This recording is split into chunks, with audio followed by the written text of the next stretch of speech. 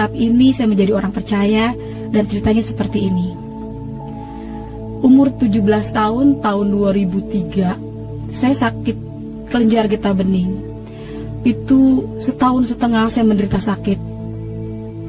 Berat badan saya 27 kilo. Awalnya benjolan kecil di leher. Ini ada bekasnya di leher. Dia pindah lagi ke bawah leher. Dalam tubuh saya ini ada 4 bekas. Yang terakhir di payudara. Waktu itu ayah saya nggak kerja, ya kerja cuma kakak saya sendiri. Mama saya kerja cuma kuli nyuci di rumah orang.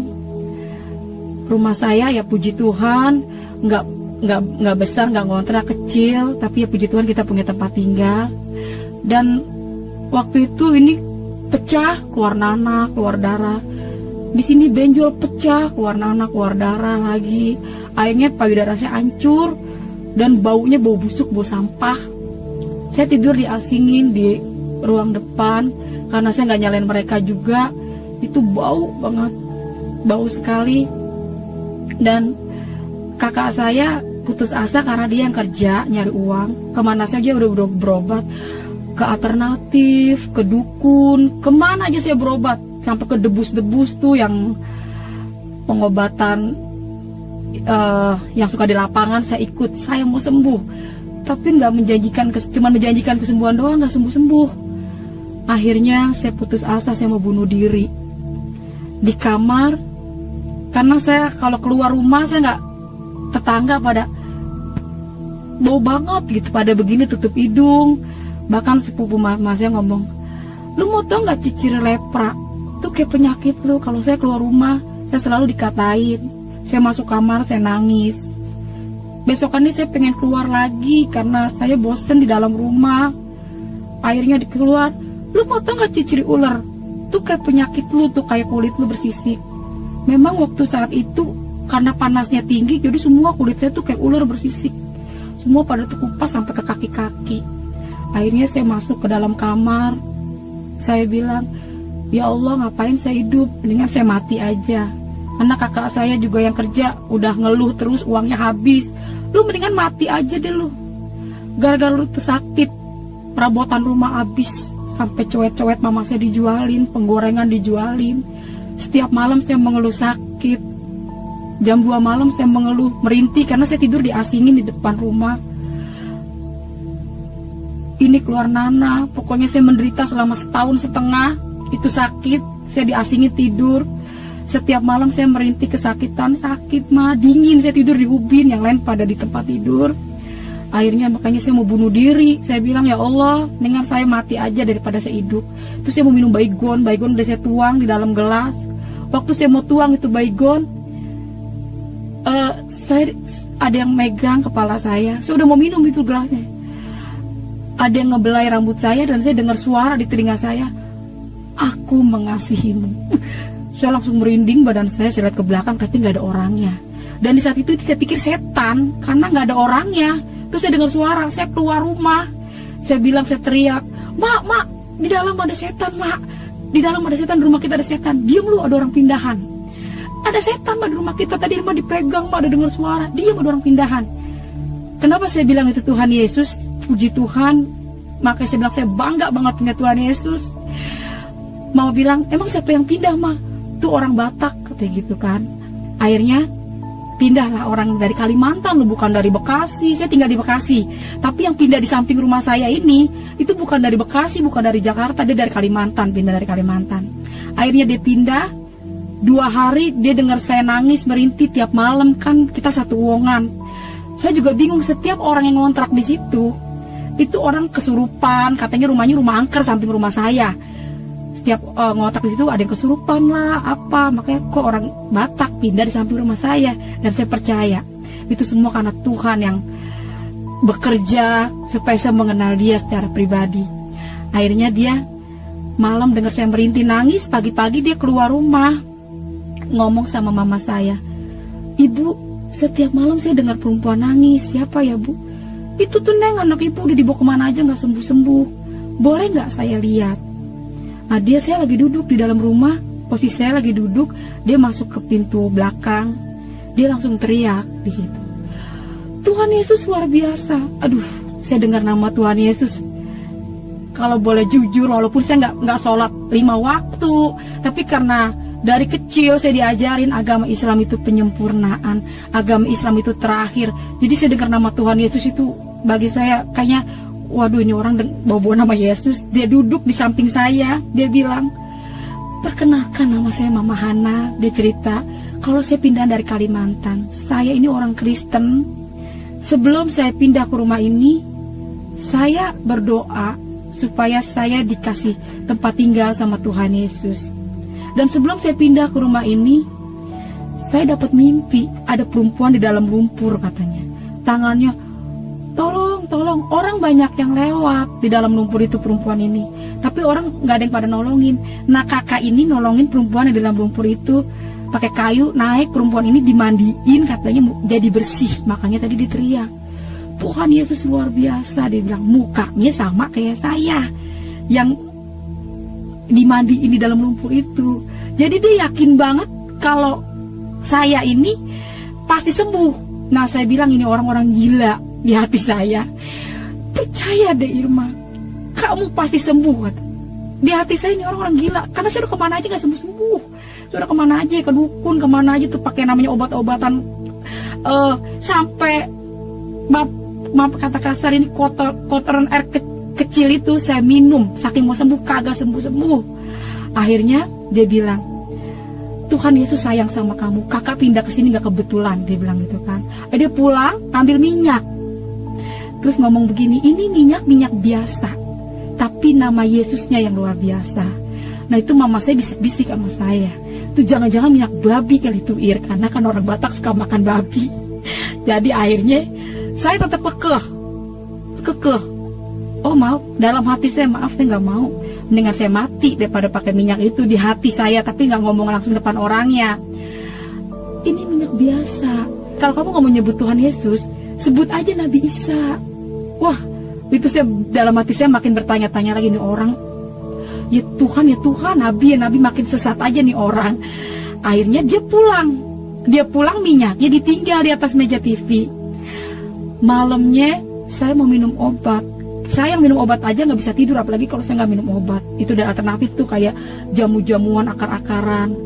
Semua obat dibikin habis. Dan saya percaya ini Tuhan juga yang bekerja. Obat semua habis, dari dukun, dari alternatif, semua malam itu habis. Dan saya mau bangunin mama saya, yang ada di muka saya, mati aja lo. Akhirnya saya nggak bangunin mama saya lihat minyak yang ada di meja TV, saya ingat. Olesin ya dek pada bagian yang sakit. Kalau kamu nggak mau nyebut Tuhan Yesus, sebut aja Nabi Isa. Saya nggak nyebut Tuhan Yesus malam itu.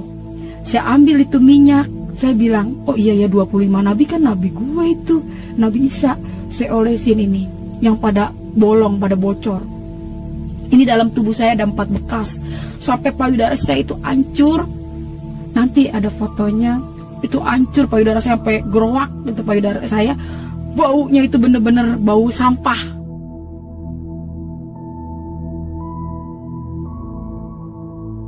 Saya olesi, Nabi Isa, sembuhkan saya Nabi Isa, sembuhkan saya. Itu saya malam tidur kayak orang diselimutin. Kayak saya tidur antara mimpi tapi nyata. Saya tidur ke tempat-tempat orang-orang kaya yang empuk selama 1,5 tahun. Kalau saya ingat-ingat ke situ, saya jadi sedih. Kalau saya ingat-ingat kejadian itu, selama 1,5 tahun saya sakit menderita. Tiap jam 2 malam saya kedinginan, mengeluh, ma sakit ma dingin ma. Dan malam itu setelah saya pakai minyak yang dibilang minyak urapan, saya olesin, saya panggil Nabi Isa, sembuhkan saya. Saya merasakan kayaknya saya baru nemuin obat yang mujarab dibandingin obat-obat yang saya pernah minum, saya pernah pakai. Akhirnya pagi-pagi kakak saya mau berangkat kerja. Biasanya kan kalau dia mau berangkat kerja jam 6, saya udah duduk, saya udah bangun karena saya sulit tidur. Habis malam saya pakai minyak itu, kakak saya bilang, Mas, Irma mati. Karena tidurnya pulas, karena enak sekali pakai minyak itu. Akhirnya mama saya bilang, Neng, bangun Neng, Irma mati, kata gitu kan. Saya langsung bangun, yang saya ambil itu minyak. Saya ambil minyak, Ma, ini minyak enak banget, Ma. Irma malam pakai minyak ini. Saya cerita lah waktu malam itu, Irma tidur kayak orang diselimutin, Ma. Irma gak kedinginan lagi. Terus tidurnya tuh, Ma, kayak tempat tidur empuk kayak orang-orang kaya, Ma, yang ada di TV, kata gitu. Itu minyak babi kali, Ir. Mau babi, mau tikus, mau anjing, bodo amat dah. Pokoknya itu minyak, saya kagak peduli. Pokoknya itu enak banget. Bagi saya itu minyak ajaib gitu. Karena setelah pakai minyak itu enak banget. Kata mama saya, yaudah Neng pakai. Yang penting lu sembuh dah Neng, kata, kalau emang itu obat, Ma, kata gitu, kata mama saya. Ya udah, Ma. Nah, kakak yang di sebelah ini ngerayu saya buat saya ikut ke gereja. Saya tetap kekeh, saya nggak mau ikut ke gereja. Maaf Kak, saya nggak mau ke gereja. Kekeh, saya tetap kekeh sama prinsip saya, mendingan saya mati, saya nggak mau ke gereja. Tapi puji Tuhan, hikmat yang luar biasa ya datangnya dari Tuhan Yesus. Dia ngajak saya, ngerayunya begini, kita jalan-jalan yuk ke mall. Waduh, yang saya tahu mall itu tempat orang belanja. Ya, saya nggak tahu kalau di dalam di mall itu ada gereja. Yang saya tahu tuh gereja itu atasnya tuh kayak di Rawamangun kan, ada gereja HKBP tuh, ada salibnya di atas. Ya, terus saya ngomong, emang kakak nggak malu ya Kak bawa saya ke mall? Saya nih bau loh Kak, saya bau busuk, saya jelek Kak. Nah, kakak ini depan orang yang ngatain saya lepra, ngatain saya ular. Dia peluk saya, tapi saya percaya itu bukan dia. Saya percaya ini roh Tuhan yang ada sama dia. Secara manusia, mama saya yang melahirkan saya aja nggak mau deket-deket saya karena badan saya bau busuk. Saya percaya di saat itu, yakin banget itu roh Tuhan yang ada sama dia. Ya, kalau bisa dibayangin ini nanah, bau banget. Kaki saya itu bersisik. Pokoknya saya buruk, manusia terburuk mungkin bagi saya. Tapi dia peluk saya loh depan orang-orang yang ngatain saya lepra. Kata siapa kamu jelek? Kamu tuh cantik loh deh. Dia selalu perkatakan tuh yang bagus-bagus. Akhirnya, ini orang siapa sih? Jangan Kak, saya bau Kak, saya jangan dipeluk. Dia peluk saya, yaudah saya ganti baju panjang, pakai celana panjang. Benar, saya ke mall. Saya memang udah curiga. Waktu saya mau jalan ke luar, naik angkot karena dia pindahan dari Kalimantan. Dia tuh belum punya apa-apa. Di angkot itu dia megang buletin kertas gambar Tuhan Yesusnya yang lagi kayak gini. Saya udah curiga, wah ini kok ada gambar Tuhan Yesusnya ya? Kak, kita mau ke mall ya Kak? Iya, kita ke mall, kata dia gitu. Oh ya udah. Di hati saya masih takut ke gereja. Akhirnya nyampe lah di mall. Itu tahun 2003 namanya Mall Hero. Sekarang udah jadi Mall BCP, Bekasi Seperpak ya, di Kalimalang. Bener, saya udah seneng, bener ke mall. Naiklah saya ke lantai 2. Di situ saya temuin, pas saya lihat ada bangku-bangku, ada mimbar. Wah, di situ langsung saya bilang, wah ini gereja. Wah, kakak ini bohongin saya. Ayo masuk deh. Aduh, saya pegang kantong saya, nggak megang uang sama sekali. Tuhan Yesus itu luar biasa, dahsyat banget. Pokoknya kalau dia udah buka, nggak ada satu manusia pun dapat nutup, termasuk hati saya. Ya, saya udah nggak mau, mendingan saya mati ikut Yesus, kagak mau. Itu Tuhan izinkan saya nggak megang uang. Biasanya mama saya, nih Neng kalau mau pergi kasih saya duit 5.000, nih Neng buat pegangan ya. Ini sama sekali saya nggak pegang uang. Dan kalau seandainya pun saya pulang dari Kalimalang ke rumah saya itu Cipendawa, itu saya bisa gempor, bisa jatuh di jalan karena jauh banget, 2 kali naik angkot. Mau nggak mau saya masuk gereja. Saya duduk paling depan. Saya istighfar karena saya takut. Waduh, saya sakit, kata gue mati masuk neraka ya, karena di luar Islam itu kafir. Saya duduk, saya istighfar, astagfirullahaladzim, ya Allah, saya baca ayat yang saya hafal aja. Saya ketakutan nih. Saya duduk paling depan, dan pertama kali saya kenal pendeta itu pendeta Gilbert Lumoindong. Itu pertama kali saya kenal pendeta. Tapi saya kagak tahu waktu itu dia pendeta terkenal. Akhirnya dia son itu depan muka saya, walaupun saya baca-baca ayat yang saya hafal, baca ayat Al-Fatihah, Kulhu, tetap gedean son yang ada di depan saya ini. Saya baca astagfirullahaladzim. Terus dia bilang, Tuhan Yesus dekat kepada orang yang hancur hatinya. sekalipun manusia memandang rupamu, engkau berharga di mata Tuhan. Saya masih baca istighfar, astagfirullahaladzim, tapi Pak Gilbert terus ngomong, air matamu ditampung di kiblatnya Tuhan. Dia bilang gitu. Engkau berharga di mata Tuhan, hai engkau yang sakit. Tuhan Yesus berfirman, marilah hai engkau yang letih lesu dan berbeban berat, datanglah padaku, pakailah kuk yang kupasang ini, karena kuk ini ringan dan lemah lembut. Kamu yang berbeban sakit penyakit, datanglah pada Yesus. Dia bilang, oleh karena bilur-bilurnya kamu telah sembuh. Saya bilang, Yesus itu siapa? Ayat yang saya baca semua hilang, yang ada itu Yesus. Yesus mengasihimu, engkau berharga di mata Tuhan. Tuhan tidak pernah melihat rupamu. Jadi Yesus itu siapa? Kok enak banget gitu saya dengar nama Yesus itu. Dan salam kiri kanan Anda. Wah, pas saya salam kiri kanan Anda, selama setahun setengah saya nggak punya orang yang dekat sama saya. Baru Mama Hana ini yang dekat, orang Batak, ngajak saya ke mall. Tapi waktu pas saya di dalam gereja, salam kiri kanan Anda, itu emang Tuhan izinkan juga orangnya cakep banget ya. Orang-orang Cina tahu sendiri kayak bagaimana sih. Orang-orang Cina beningnya pakai gelang segede-gede rahim. Salaman, saya gak dapat duit 1 juta. Ya ampun. Salam kiri kanan, saya lihat salam. Kok dia, saya ngerasa saya punya temen.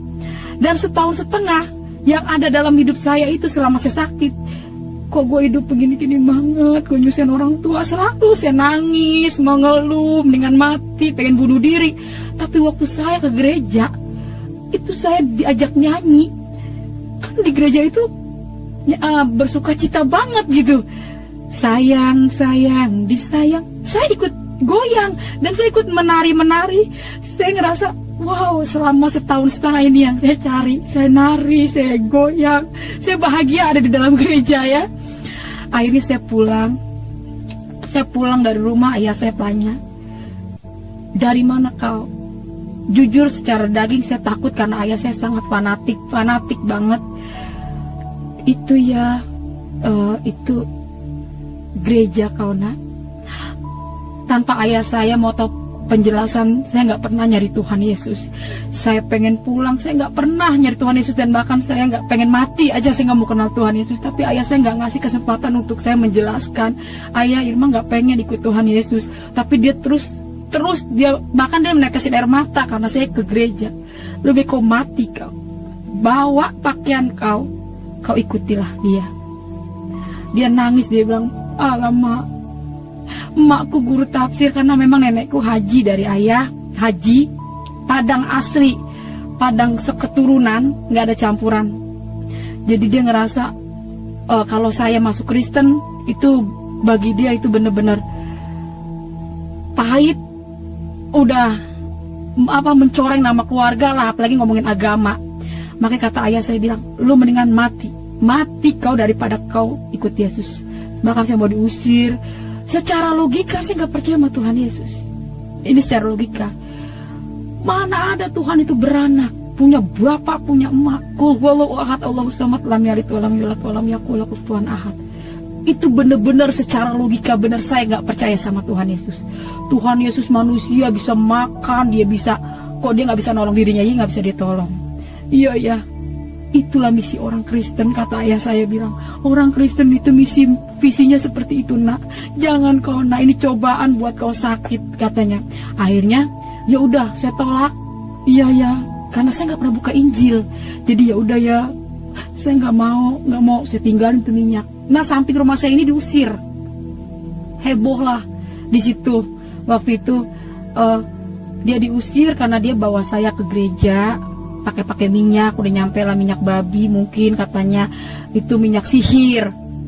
Akhirnya dia pindah. Saya udah nggak mau pakai minyak itu, udah nggak mau pakai minyak gituan. Saya tinggalin. Malamnya, siangnya guru ngaji datang semua, keluarga mama saya.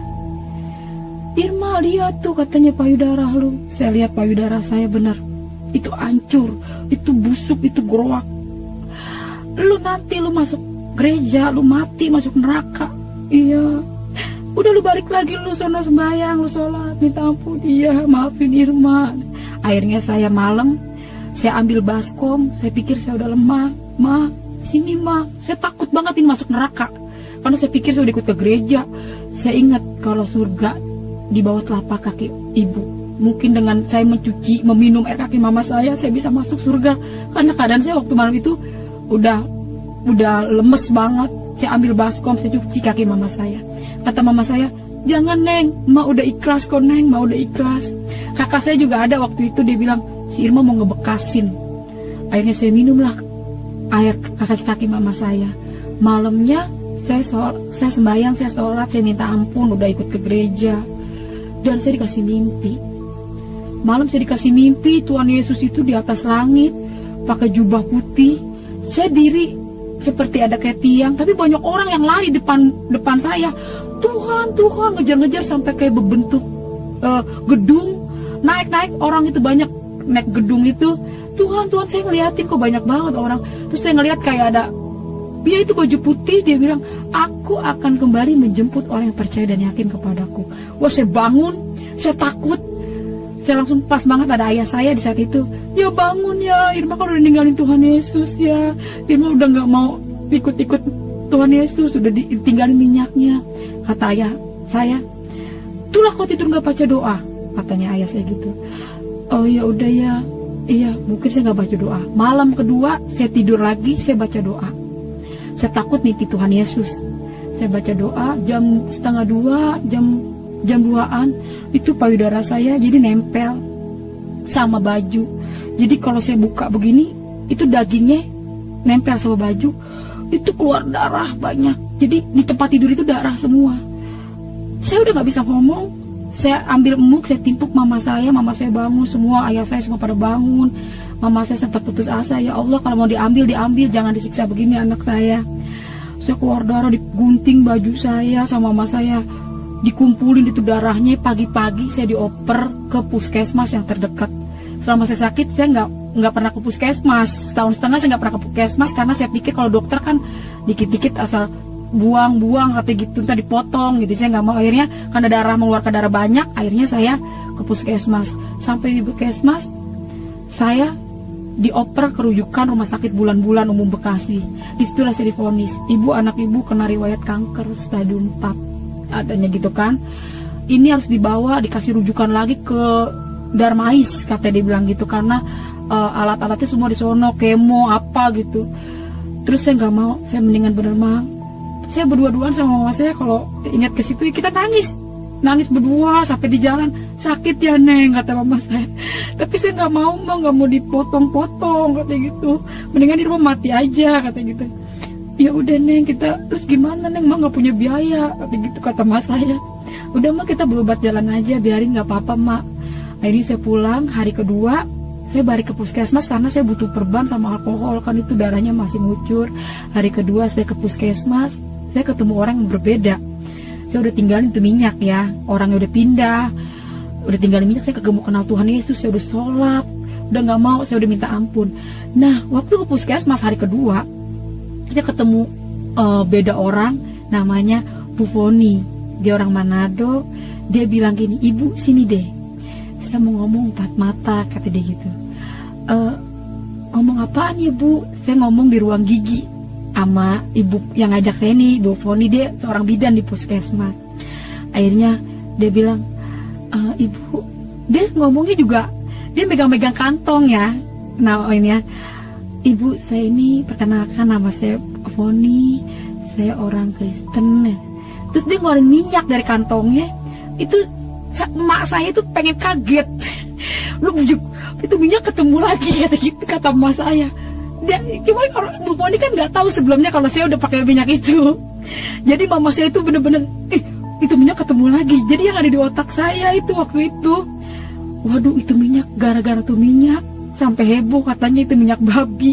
Gara-gara itu minyak saya ditendang sama ayah saya diusir.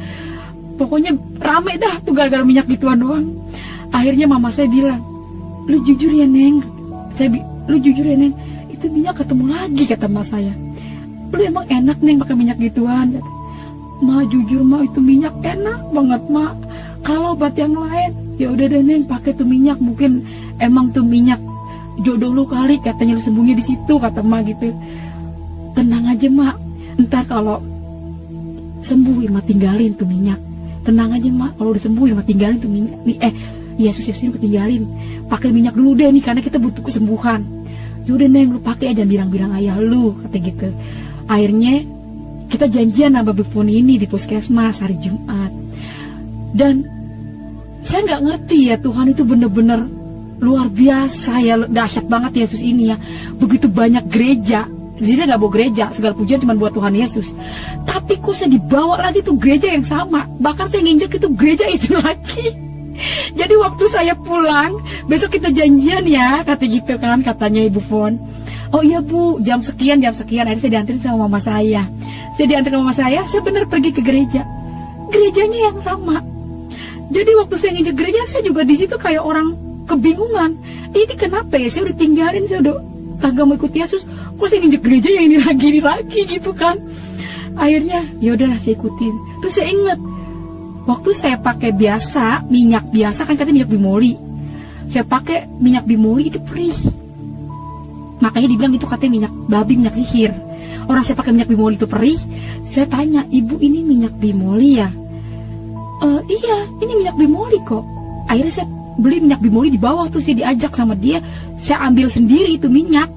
Saya lihat, saya ambil, itu beli, saya dibawa ke kasir, saya bayar. Terus saya lihat di mata saya sendiri ya, itu minyak didoain sama pendeta. Dalam nama Yesus Tuhan, ini minyak menjadi minyak yang diurapi Tuhan, minyak yang luar biasa. Tetesin ya ke dalam mulut, kata dibilang gitu kan, ke dalam tubuh. Karena kalau penyakit dalam harus dimasuk itu minyak urapan, ya kan. Saya lihat sendiri, doain, saya bawa pulang itu minyak. Nah pulang saya dari gereja, saya dibawa ke Gramedia sama ibu ini. Saya dibawa ke Gramedia, saya dibeliin Alkitab. Ini bawa pulang ya Irma. Waduh, saya di situ saya bingung. Ibu ini terlalu baik. Sebenarnya saya mau tolak ini Alkitab karena bapak saya itu fanatiknya minta ampun. Iya Bu, baik banget, saya diajak makan. Pokoknya saya dibelanjain dah sama ibu ini dah, pokoknya baik banget dah nih ya. Akhirnya saya nggak bisa nolak, saya bawa lah itu Alkitab. Dibawa ke tas, saya pulang. Sesampainya saya di rumah, itu Alkitab saya taruh di bawah baju. Saya taruh di bawah baju. Mama saya bilang, lah udah pulang lu Neng. Iya Ma, saya cerita, ini Ma, ini dibeli minyak, ini benar minyak bimoli. Saya cerita ada mama saya, ini benar minyak bimoli Ma. Ya udah deh Neng, katanya. Akhirnya saya setahun setengah nggak pernah mandi. Mak, mandi Mak, tadi Irma dengar firman Tuhan, imanmu lah yang menyelamatkanmu, gitu kata pendeta. Mandi, lu pergi kagak, kata Mak gitu. Udah deh Mak, mandi aja dah, kata gitu. Yaudah dah, kata gitu kata Mak. Yaudah tuh lu makan dulu. Akhirnya Mak saya ngeliat kan suruh tetes, saking saya mau sembuh itu minyak segelas saya minum. Saya yang minum minyak itu, Mak saya yang kolak-kolakan. Akhirnya udah selesai, Mak saya pada keluar, pada di luar, saya nggak tahu waktu itu. Saya penasaran. Saya penasaran anak bisa itu siapa sih. Nah saya ambil ini Alkitab, tapi saya nggak mau ngambil Alkitab doang. Saya ambil Al-Quran, hanya terjemahannya. Saya ambil Al-Quran, terjemahannya, saya ambil Alkitab. Agama itu boleh banyak, ada 5 agama. Saya nggak bilang Yesus, saya kagak bilang Allah. Saya bilang Tuhan pencipta bumi dan langit. Yang mana ini yang benar? Yang ini apa yang ini? Masalahnya saya kagak mau ketemu ini. Saya udah tinggalin kok ketemu lagi gitu. Akhirnya saya buka mulai dari Al-Quran. Dan saya percaya, saya ini gak sekolah, cuma sampai SD. Itu kalau bukan Yesus yang nuntun, mana kita tahu gitu kan ya. Dan saya yakin banget itu Tuhan. Makanya saya ingat firman Tuhan, bukan kamu yang memilih akulah yang memilih kamu. Saya gak bener-bener bahagia banget ya, saya gak pernah nyari Tuhan. Tapi Tuhan sabar, udah saya tolak berapa kali, sudah kagak mau ikut dia. Tapi bener-bener luar biasa Tuhan Yesus itu ya. Saya mulai buka, ini artinya yang saya baca. Ihdinas syiratal mustaqim. Artinya, ya Allah tunjukkanlah kami jalan yang lurus. Ya buka nih Alkitab. Akulah jalan kebenaran dan hidup. Tiada datang kepada Bapa kalau tidak melalui aku. Jawab. Saya buka lagi Al-Quran. Di Al-Quran mengakui Taurat, Zabur, Injil, terakhir Al-Quran. Saya tanya, kalau memang Injil ini benar, kenapa ada Quran? Saya bertanya-tanya, kalau memang Injil ini benar, kenapa ada Quran? Alkitab bilang, firmanku tidak berubah dulu, sekarang, sampai selama-lamanya. Kenapa ada Quran, kata saya? Saya mulai baca, ya kan? surat An-Nisa kalau nggak salah, tapi saya lupa ayat berapa itu ya. Jikalau kamu takut tidak adil pada istrimu, nikahkanlah 1, 2, 3, selebihnya 4. Dan bawahnya kalau nggak salah saya baca itu selebihnya budak-budak. Itu pun kalau yang saya ingat ya. Wah, walaupun di saat itu saya sakit ini, wah saya hancur, saya buruk rupa. Waduh, saya kagak mau madu. Jadi pas saya baca ayat itu, saya buka lagi Alkitab. Kalau nggak salah Matius 7 ayat 21, ayat 15 21 sampai 21. Waspadalah akan nabi palsu menyamar seperti domba, yang nggak taunya dia serigala. Dari buahnya lah kamu bisa melihat. Saya mulai baca di situ kan, Tuhan Yesus menyembuhkan banyak orang sakit. Di dalam Al-Quran sendiri Nabi Isa menyembuhkan orang sakit, orang mati bisa bangkit, dan lebih yakin lagi. Di situ saya mulai percaya banget kalau Yesus adalah Tuhan. Rasul Petrus bilang begini, sia-sia iman orang Kristen kalau Yesus nggak bangkit.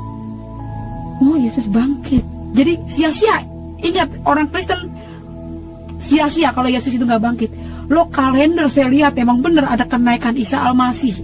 Berarti kan memang ada faktanya, orang kalender kok ditulis kenaikan Isa Al-Masih, berarti Yesus benar-benar bangkit. Dan saya di situ mulai baca, ngejamah jubahnya aja itu bisa sembuh. Saya langsung bilang, ternyata Yesus itu adalah Tuhan, benar-benar Tuhan.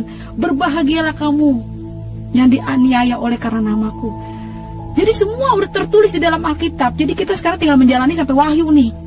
Kita diapain dah, namanya dunia semua udah, tinggal ngejalanin sampai Wahyu. Pokoknya Injil itu benar-benar luar biasa menurut saya. Yang saya baca benar-benar itu nyata.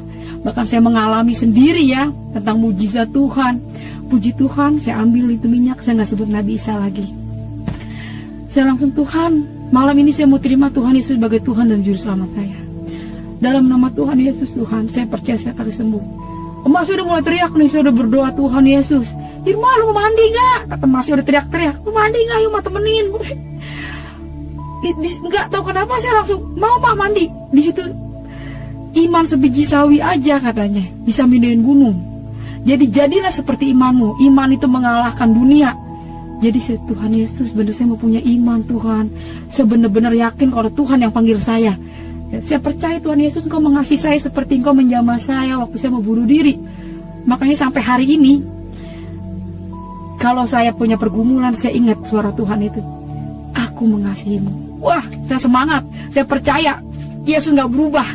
Saya mandi, saya siramin itu air. Dalam nama Yesus Tuhan. Dalam nama Yesus Tuhan aku bisa mandi. Gak ada perih di dalam badanku ini yang sakit. Biru-biru Yesus menyembuhkan saya. Enggak sampai berbulan-bulan, enggak sampai berminggu-minggu. Mungkin bisa hitung hari. Puji nama Tuhan, saya mandi. Saya mulai ngerasa, saya ngaca. Wah, ini rambut. Setahun setengah saya gak pernah punya rambut diriap begini, paling dikonde, namanya saya orang sakit ya. Tapi setelah saya mandi, rambut saya panjang banget, saya ngaca ya. Besokannya saya diajak janjian, ayo Irma kita ke ibadah. Ya udah saya mau tuh sama Ibu Rohani, saya janjian lagi tuh sama Bu Foni. Saya keluar rumah saya digodain, padahal tukang ojek. Udah kayak digodain direktur, senangnya minta ampun. Sweet. Yalah kita ada, iya tadinya kita jelek banget, orang dekat kita juga kagak ada yang pada mau. Digodain pan tukang ojek, tapi kayak digodain direktur. Senangnya minta ampun. Pokoknya luar biasa Tuhan Yesus itu ya. Di sini saya mau bersaksi, saya cuma pengen sampaikan, Yesus benar-benar Tuhan. Kesaksian saya begitu panjang proses.